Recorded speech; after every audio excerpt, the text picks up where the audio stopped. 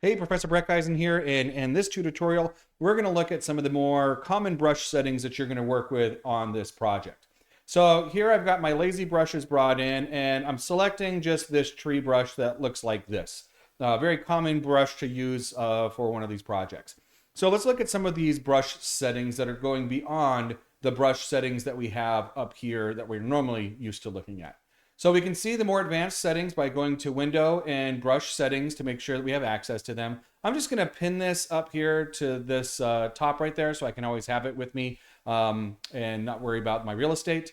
We're going to see here that as you select different brushes, they're going to have different settings turned on. This one just has these ones turned on with settings already selected for you, but we can change some of those.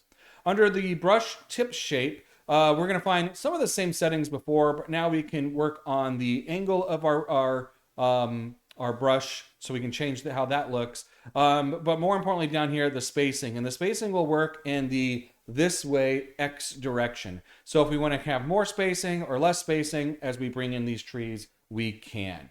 Another thing that we can do here is change the size, but that's same as using the closed and open brackets that we're used to using already. Under Shape Dynamics, we have the ability here to change the size jitter. If it's 0%, they're always going to be the same exact size. But if we bring that jitter up, we're going to see that some will be smaller, some will be larger than the other ones.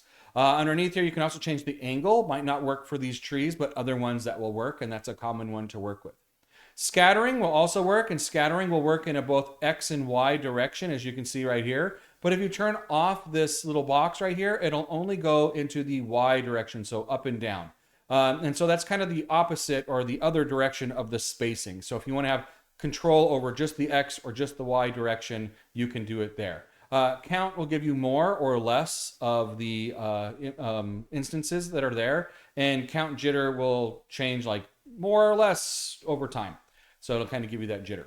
Another one that's pretty cool for this assignment is color dynamics. And under color dynamics, what it's doing is it's using the foreground and background jitter. Right now it's set to 0, which means the foreground color, which is up here on the top right, this black color, if we select it, it's pure black. That's the only color that we're working with. Now there looks like there's some gray values in there because there's some transparency built in to this brush by itself. So that's transparency that you're seeing, not necessarily a black color. But if we keep going like this, you're going to see that it's just going to be black. However, we can now change this background color. Just select the back little swatch, and we can change that to whatever color we want, in this case gray. And I can turn up my background jitter, and now we'll start to see that I've got a little bit of variation. And that works really well to kind of mimic, in this case, kind of a fog or something like that. So there's a lot of different things that you can do with that there. So those are going to be some of the more common settings that you're going to be working with. If you want to look at all the settings, please go ahead and in this module, look for the longer video that I've given you a link to. It's another person's YouTube video. It's about 20 minutes long going into everything. But this will get you that crash course and what you need for probably everything that you need for this project. And happy painting!